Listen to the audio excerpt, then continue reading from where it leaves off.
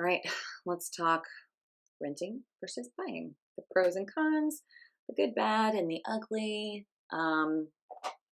Each has its ups and downs. I get my glasses on. Look at my notes. Laying down roots or remaining a free agent, so to speak.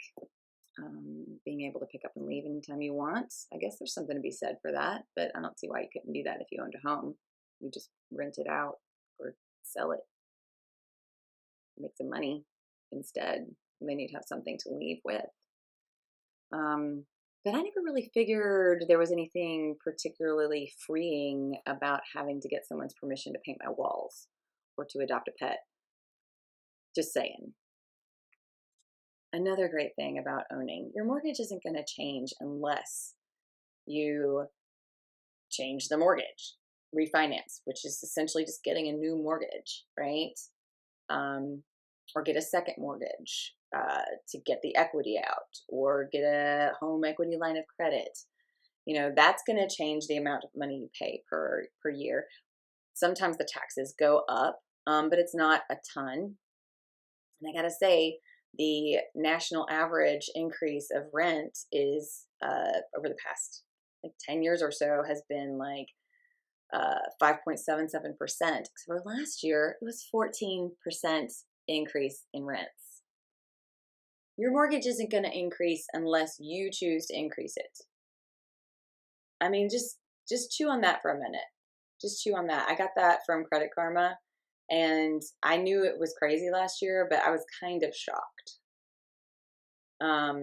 Yeah, so that's the main thing, is that, you have control over what you pay per month, because as you're during the buying process, the lender's going to tell you exactly how much that monthly payment is going to be. And if it's too much for you, you look for a cheaper house. Let's face it, you're going to be paying someone's mortgage. It's going to either be your landlord's or your own. So let's talk about the differences.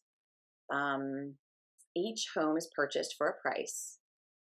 And if you have a loan on that home, then it's the difference between the value of that home and the remaining balance of the loan. There's space in the middle that's equity. And that equity is essentially money being stored within the property, hypothetically. So there's ways that you can access those funds without selling your home. So selling is one way. One way would be like a home equity line of credit or refinancing. There's lots of different things that you could do to access those funds when needed. And they're pretty fast. But regardless, your home increases in value over time. And as you pay your loan down, then your equity increases. And so does your bottom line at that point. Now, imagine that over a period of time, then you have a lot of options as to what you can do with that source of funds that would have been previously just paying rent, right? Your landlord's equity is increasing. That's increasing your landlord's wealth. Whereas owning a home, you're getting those benefits. So, say 5 years after you purchase your home value has gone up a significant amount. It's normally about 6%. In crazy past couple of years, it's just been 14% nationwide, which is crazy. But it's normally about 6% increase in value each year. So, as your home value increases, your loan gets paid off, you just have more of that asset that is available for you to use in other ways. You could start a business, take a vacation, buy an income property, please. Then you have more equity. Do you see where I'm going with this? I don't know if I'd mentioned tax savings yet. So you get to deduct your mortgage interest. And in the first 5 years, that's pretty significant because you pay more interest typically in the first 5 years than the rest of the loan. Depends on how it's structured, but that's a question for a lender. So yes, but you get to deduct that. You also get to deduct your property taxes off of your income tax as well. So each year, taking those deductions means you get more back in during tax season. So it's a big deal.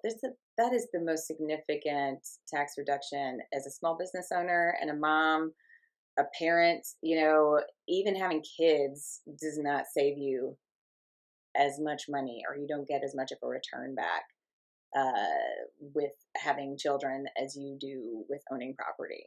It's just the way the tax system is structured, and they want you, I guess, to own homes, so they reward you for it. But aside from all the financial benefits behind owning a home, there's peace of mind that comes from owning your own space. There's more stability. Stronger communities are built with people investing in those communities. You also have control over whether or not your sink gets fixed. And there's something to be said for that. Having to call somebody who's non-responsive in the middle of the night to fix a leak as a renter is frustrating because you don't have control over that. But also just being able to kind of do what you want in your own space without having to ask permission. You want to plant a garden? Go ahead. You want to get a new pet? Excellent. Go for it. You want to weld in your garage? Be safe doing that, please. But you know what I'm saying, right?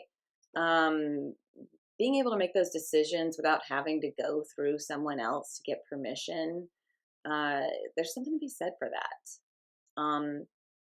So, I would say that overwhelmingly owning a home is more beneficial. Just based on this argument, I'm happy to discuss. Please leave things in the comments. If you have any further questions, I'd love to address them. I've made a case here for buying being more beneficial than renting. And you might be thinking, well, Mel, you're a realtor. Of course you're advocating for home ownership. And I got one more statistic for you. In 2019, homeowners in the U.S. had a median net worth of $255,000, while renters had a net worth of, now this is median, okay, a net worth of $6,300. That's a difference of 40%. That's a huge difference. Staggering. And I gotta say, it's the number one way to grow wealth, and your first home is the best way to start. There's more loan opportunities. There's more flexibility within the mortgages that you can get if you actually live in the home. So I want to talk to you guys about it more. And I gotta say, another reason I'm super excited about it is because my situation changed so much after owning a home. It opened up a whole other world and realm of possibilities for me to achieve my goals. And it's one of the reasons I became a realtor, because I wanted to help other people achieve their goals, whatever they are. Having property is one of the best ways to increase your bottom line, hands down, at least to start. So please leave your questions in the comments. I hope that this was informative for you. If you have more points that you'd like to make, or if you want to even debate a little bit, I'm totally cool with that, as long as everyone is really nice, because yeah, I can't do the whole negative comments. Happy to go back and forth a little bit, as long as everybody stays cool. All right.